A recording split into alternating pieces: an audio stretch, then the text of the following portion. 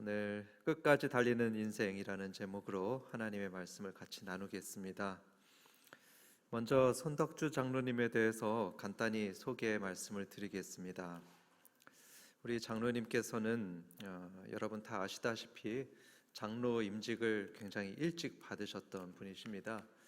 언젠가 보니까 1999년 12월 12일, 그래서 지금 햇수로 만 23년을 장로로 심우하셨습니다. 제가 예전에 있었던 교회들이 다 2,000명 넘는 그런 큰 교회들이었는데, 그런 데에서 심우해 봤어도 제가 이런 교회는 제가 본 적이 없습니다. 이렇게 원로 장로님들이 많아요. 20년 이상 심우하신 장로님들이 이렇게 많은 교회는 제가 처음 봤습니다. 참 이렇게 20년 동안 정말 열심히 한결같이 기도의 자리를 지켜주시고 또 섬김의 자리를 우리 장로님이 지켜주셨습니다. 그래서 우리는 하나님께 감사드립니다. 이렇게 충성스러운 장로님을 세워주신 거 감사드리고요.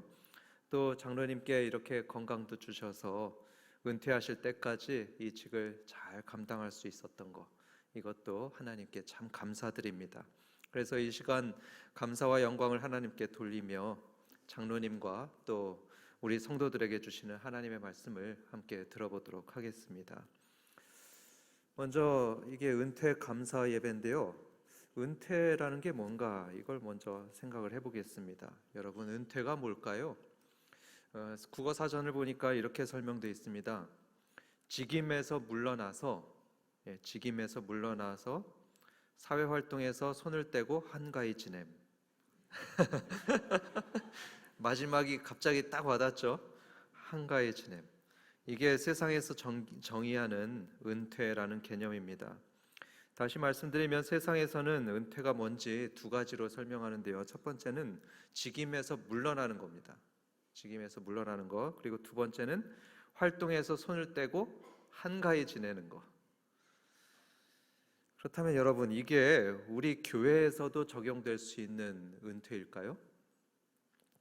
성경에 보면 사회와 마찬가지로, 이 일반 사회와 마찬가지로 우리 교회나 또는 이런 하나님을 섬기는 직분자가 직임에서 물러나는 거, 그게 성경에도 보면 있습니다. 예를 들어서 보면은 구약의 이스라엘 경우인데요. 예배를 도왔던 사람들이 레위인 아닙니까? 그렇죠. 레위인들이 예배를 도왔는데 이 사람들이 은퇴가 있었습니다.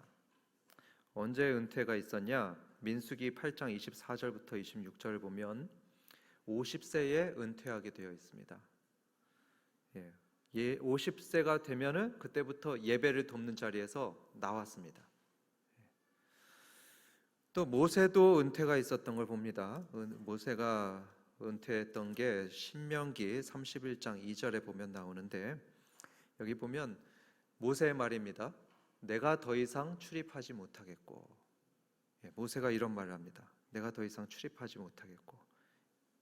자기가 일하는 그 직분의 자리에 출입하지 못한다는 겁니다. 그러면서 그 자리를 여호수아에게 이양해 주죠.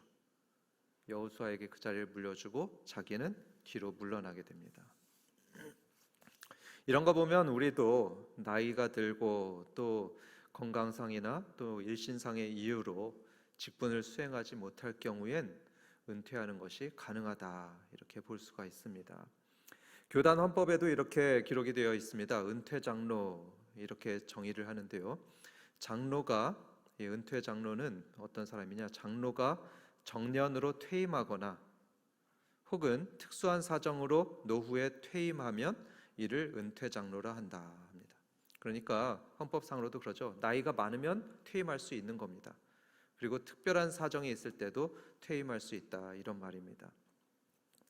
그런데 우리가 반드시 알아야 할 게 있습니다. 뭘 반드시 알아야 되냐면 은퇴하면서 동시에 영적인 위기가 올 수 있다, 이것입니다. 은퇴하면서 영적인 위기가 옵니다. 어떤 영적인 위기냐? 그것은 자기가 쓸모없는 사람이라고 느껴지는 것입니다. 나는 쓸모없는 사람이다, 이렇게 느끼는 게 이게 영적인 위기입니다. 어떤 사람이 이런 편지를 썼습니다.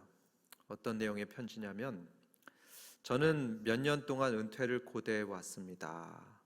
굉장히 오랫동안 은퇴를 고대해 왔답니다. 그런데 막상 은퇴하고 보니 제 자신이 쓸모없다고 느껴졌습니다. 이 편지로 이렇게 써 있습니다. 어떤 분은 은퇴하고 나니까 아주 지루해가지고 미치겠다고도 했습니다. 어떤 의사에 따르면 은퇴 후에 몇 년 내에 죽는 사람들이 꽤 많다고 합니다. 왜 그렇겠습니까? 은퇴한 삶이 더 이상은 가치가 없다, 이렇게 생각하는 자신만의 믿음 때문입니다. 때로 사단은 하나님께 대한 우리들의 신뢰도 공격합니다. 하나님께 대해서 의심하게 만듭니다. 은퇴 후에 건강을 잃어버리고 외로운 날이 많아지고 경제적으로 의존적이 되면서 의심하는 마음이 들게 되는데, 하나님께서 날 버리신 것 아닌가, 이런 의심이 자꾸 생기게 된다고 합니다. 여러분, 나는 쓸모없는 사람이야, 하나님은 날 버리셨어, 이런 의심, 이런 불신앙은요, 마귀가 주는 생각이고 마귀가 주는 공격이라고 생각하시고 여러분들 이걸 대비하셔야 됩니다. 하나님은 절대로 노년의 사람을 쓸모없게 여기지 않으십니다.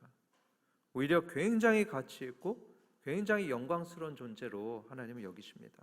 한번 확인해 볼까요? 잠언서 16장 31절의 말씀입니다. 잠언 16장 31절의 말씀을 보면 이런 말씀이 있습니다. 백발은 뭐라고요? 영화의 면류관이라. 백발은, 여기 백발 분들 영화의 면류관을 썼다는 겁니다. 하나님이 그렇게 존귀하게 여기십니다. 면류관을 쓴 존재로 하나님이 여기신다. 그리고 하나님께서는 여러분을 절대로 버리지 않으실 겁니다. 주님께서 말씀하셨죠. 마태복음 28장 30절에 20절에 내가 세상 끝날까지 너희와 항상 함께 있으리라 약속했습니다. 여러분, 이 약속은 삶의 어느 단계에나 다 적용되는 말씀입니다. 어느 단계에나 말이죠. 유년 시절부터 지금까지 쭉 함께 하셨던 하나님, 그 늘 함께 하셨던 하나님은 노년에도 항상 함께 하실 것이 틀림없습니다. 그렇기 때문에 절대로 하나님이 날 버리셨다, 날 떠나셨다, 이런 생각을 하면 안 됩니다. 바울은 이런 말을 또 했습니다. 디모데후서 4장 6절부터 7절의 말씀입니다. 전제와 같이 내가 벌써 부어지고 나의 떠날 시각이 가까웠도다. 나는 선한 싸움을 싸우고 나의 달려갈 길을 마치고 믿음을 지켰다. 이 말씀은요, 바울이 노년에 했던 말씀입니다. 노년에 순교하기 직전에 자기의 죽음을 예감하면서 했던 말씀이죠. 그래서 이런 말을 했지요. 나의 떠날 시각이 가까웠도다. 자기의 죽음을 다 예감하면서 하는 말씀입니다. 그런데 그 이어서 했던 말 한번 보십시오. 나는 선한 싸움을 싸우고 나의 달려갈 길을 마치고 믿음을 지켰다. 굉장히 당당하게 말합니다. 나는 지금까지 선한 싸움 싸워왔고 나의 달려갈 길을 다 마쳤어. 당당하게 바울은 외칩니다. 여러분, 지난주 들었던 말씀 기억할 줄 압니다. 바울이 어떤 사람이었냐 하면은 순교 직전까지 계속 싸우고 계속해서 달려왔던 사람이 바로 바울이었습니다. 바울은 3장 14절에서 빌립보서 3장 14절에서 이런 말씀했습니다. 부름의 상을 위하여 달려가노라. 부름의 상을 위하여 달려가노라. 이 달려가노라, 이거는 현재형 시제입니다. 현재 내가 달리고 있다. 부름의 상을 위하여 달려가고 있다. 이렇게 바울은 외쳤습니다. 이것도 노년의 시절이었죠. 노년에 감옥에 갇혀 있는 때에 바울은 이렇게 계속해서 쉬지 않고 달렸다는 얘기입니다. 복음을 전하고 하나님의 영광을 위해서 사람들 섬기고 이런 일들을 그치지를 않았습니다. 계속하고 그 일을 쉬지 않았습니다. 언제까지요? 순교하기까지. 순교하기 직전까지 쉬지 않았습니다. 그리고 오늘 이 본문에서 마지막, 이제 순교하기 직전에 이런 고백을 하고 있습니다. 이거는 완료 시제입니다. 나는 선한 싸움을 싸우고, 완료입니다. 싸워왔고, 이제 싸웠고 나의 달려갈 길을 마치고, 이것도 완료 시제입니다. 이제 죽음을 맞이하니까 그제서야 이제 말하는 거죠. 나는 이제 마쳤다. 달리기를 마쳤다. 이렇게 고백하는 바울입니다. 사랑하는 손다추 장로님, 제가 볼 때 장로님은요, 아직은 바울의 이런 고백을 할 때가 아닙니다. 아직은 이런 때가 아닙니다. 아직은 내가 선한 싸움을 이제 다 싸웠습니다, 달려갈 길 다 마쳤습니다, 이렇게 고백할 때가 아닙니다. 마치 80이 넘어서도 저 전투에 나가 싸웠던 그 갈렙과 여호수아처럼 우리 장로님께서도 앞으로 계속해서 악과 싸워야 되고요, 계속해서 달려가야 되고요, 또 달려갈 수 있다고 저는 믿습니다. 더군다나 세상에서 말하듯이 활동에서 손을 떼고서 한가히 지내는 거, 그거는 정말 아닙니다. 세상 사람들은 은퇴하고 나면 활동에서 손을 떼고 정말 한가로이 지낼 수 있겠습니다. 그렇지만 우리 신앙인의 은퇴는 그렇지 않습니다. 우리 신앙인은 계속 가는 것입니다. 주님 나라 갈 때까지, 그때까지 선한 일을 계속하는 것입니다. 빌리 그레함 목사님도 당신이 노년일 때 이런 말씀을 했더라고요. 은퇴한다고 해서 하나님 섬기는 일도 끝난 것이 아닙니다. 그리스도를 아는 사람은 그분을 섬기는 일에서 결코 은퇴하지 않습니다. 그렇습니다. 은퇴하게 되면 일을 놓을 게 아니고요, 하나님을 섬길 새로운 방법을 찾아야 된다. 새로운 방법을 또 찾아야 된다. 이렇게 빌리 그레함 목사님은 말씀했습니다. 그렇기 때문에 앞으로도 은퇴하실 분들은 하나님을 섬길 새로운 방법을 찾게 해달라고 기도하셔야 됩니다. 그 일이 어쩌면 이 지역 사회를 위해서 봉사하는 일이 될 수도 있습니다. 아니면 교회에서 새로운 책임을 맡을 수도 있습니다. 그런 식으로 우리가 찾아봐야지, 그렇지 않고 이 은퇴를 이제 모든 일에서 다 떼는 거다, 아무 일도 안 해도 된다, 이런 기회로 여겨서는 안 될 것입니다. 나이가 들어서도 여전히 할 수 있는 일들이 있습니다. 그런 일들이 많이 있습니다. 저희 아버지도요, 지금 은퇴하고 한참 된 70대 후반이신데 지금도 교회에서 서예로 봉사하고 계십니다. 여러분들도 할 수 있는 게 있을 겁니다. 여러 가지가 있겠지만 대표적인 것으로 기도를 들 수가 있죠. 기도가 굉장히 중요한 일입니다. 계속해서 은퇴하고 나서도 어려운 성도를 위해서, 또 교회를 위해서 7일 작정기도, 30일 작정기도, 이렇게 하면 얼마나 귀한 일이겠습니까? 저는 하나님이 여러분을 지금도 여전히 축복의 통로로 사용하신다고 믿습니다.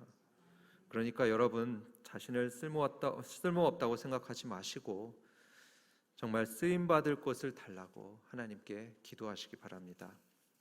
다시 한번 바울이 순교 직전에 했던 말씀을 여러분과 나누겠습니다. 바울의 말입니다. 나는 선한 싸움을 싸우고 나의 달려갈 길을 마치고 믿음을 지켰다. 이 귀한 고백이 열심히 이 땅에서 주님과 성도들을 섬기고 천국에 입성하게 될 저와 여러분 모두의 고백이 되기를 주님의 이름으로 축원합니다.